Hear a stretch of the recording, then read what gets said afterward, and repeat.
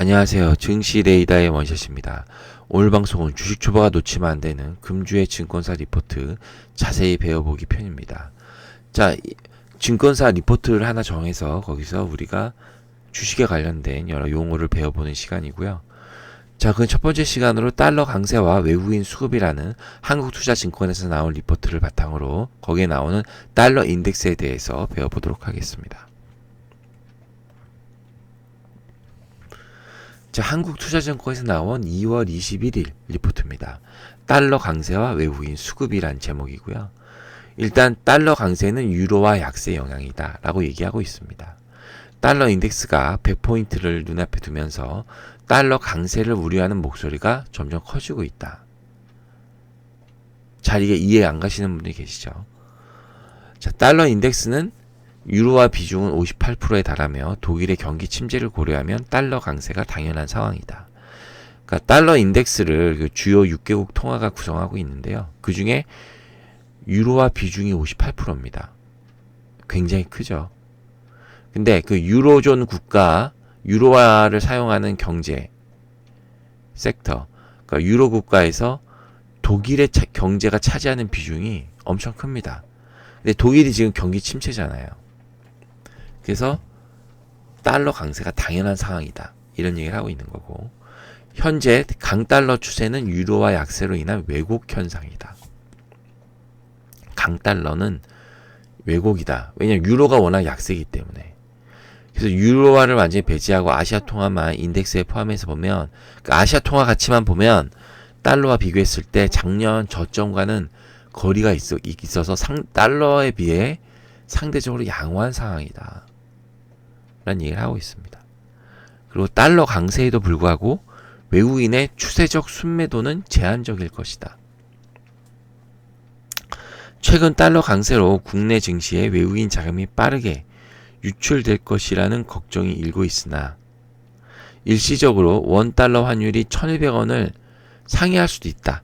그렇지만 이렇게 원달러 환율이 상승해도 외국인은 IT와 2차 전지를 순매수하는 긍정적인 관점을 갖고 있다라고 얘기를 하고 있습니다. 그러니까 원달러 환율이 1,200 넘는 건 일시적인 거고, 외국인은 여전히 IT와 2차 전지를 매수할 거라는 게 한국투자증권의 리포트의 주요 내용입니다. 근데 여기서 달러 인덱스라는 얘기가 자꾸 나오고 있는데요. 그럼 이제 달러 인덱스가 무엇인지 알아보도록 하겠습니다. 자, 달러 인덱스란 경제 규모와 달러 그 거래량에 따라 세계 주요 6개국 통화와 달러를 100을 기준으로 비교한 지표입니다. 그래서 달러 인덱스는요, 아까 말씀드렸듯이 유로화가 58%, 파운드가 12%, 영국이죠. 캐나다 달러가 9%, 캐나다고, 크론의 4%, 스웨덴이죠. 프랑 4%, 스위스죠. 이렇게 총 6개국의 통화가 경제 규모와 거래량에 따라 달러 인덱스를 100을 기준으로 비교되고 있는 겁니다. 그리고 또 하나, 달러는 금과 함께 대표적인 안전자산입니다. 왜 이 부분이 중요하냐면, 우리나라를 포함한 중국 같은 이제 그 이머징 국가, 신흥국에 들어오는 자금은요, 위험 자산을 선호하는 투자 자금입니다.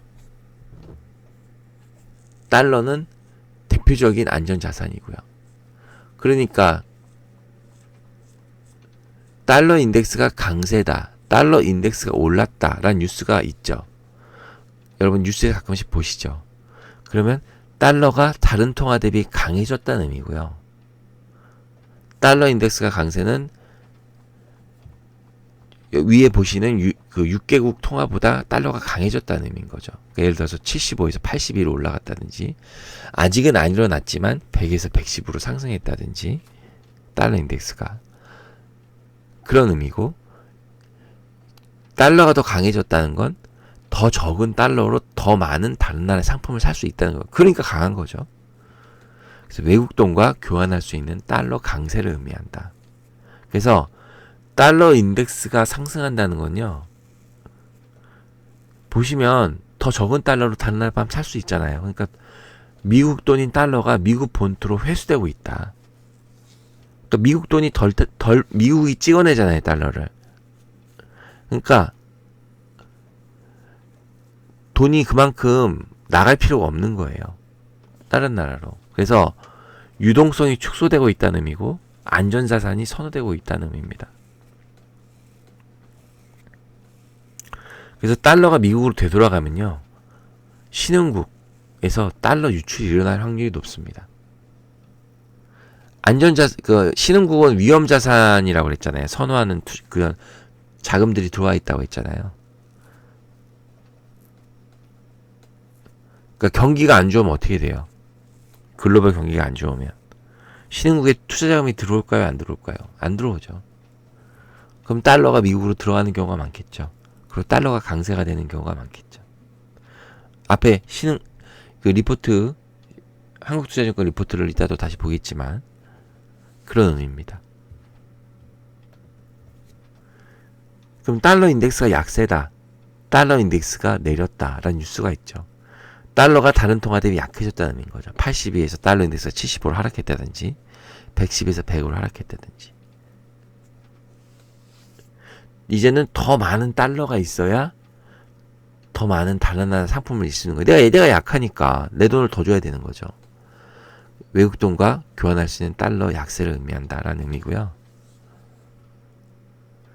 달러 인덱스가 하락한다는 것은 미국 돈인 달러가 미국 본토에서 신흥국과 같은 다른 국가로 흘러나가고 있다, 이제 그런 의미입니다. 결국 유동성이 확대되고 있다는 의미고요. 위험 자산이 선호되고 있다는, 너무너무 중요한 얘기니까 꼭 기억하셔야 되고요. 그래서 달러가 미국에서 흘러나가면 그 돈들이 어디로 가겠어요? 신흥국으로 갈 확률이 높고, 신흥국에서 달러 유입이 일어나면 투자자금들이 들어오면 그 돈이 바뀌어서 증시가 상승할 확률이 높은 거죠. 물론 채권으로 갈 확률도 많죠. 그래서 여러분, 이 리포트를 다시 한번 보시면, 그 전에 이제 그 지표를 보시면 네이버에서 검색하실 수 있으세요. 보시면 달러 인덱스가, 네이버에서 달러 인덱스 지금 나오는데 12월 27일부터 계속 올랐죠. 결국 이게 무슨 의미예요? 유동성이 축소되고 있다는 의미고, 위험자산보다는 안전자산이 선호되고 있다는 의미인 거죠.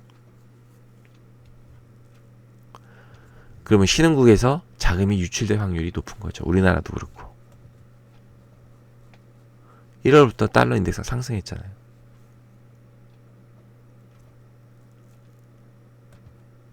자, 그래서 이 리포트 한번 다시 보시면 인덱스가 100포인트를 눈앞에 두고 있다, 상승하고 있다는 의미인 거죠. 그러니까 당연히 걱정이 되죠. 우리나라 입장에서는 달러 강세가 우려한다. 당연하죠. 돈이 빠져나갈 것 같으니까. 근데 달러 인덱스에는 유로화 비중이 많다. 아까 그 통화 보시면 유로 비중이 60%잖아요.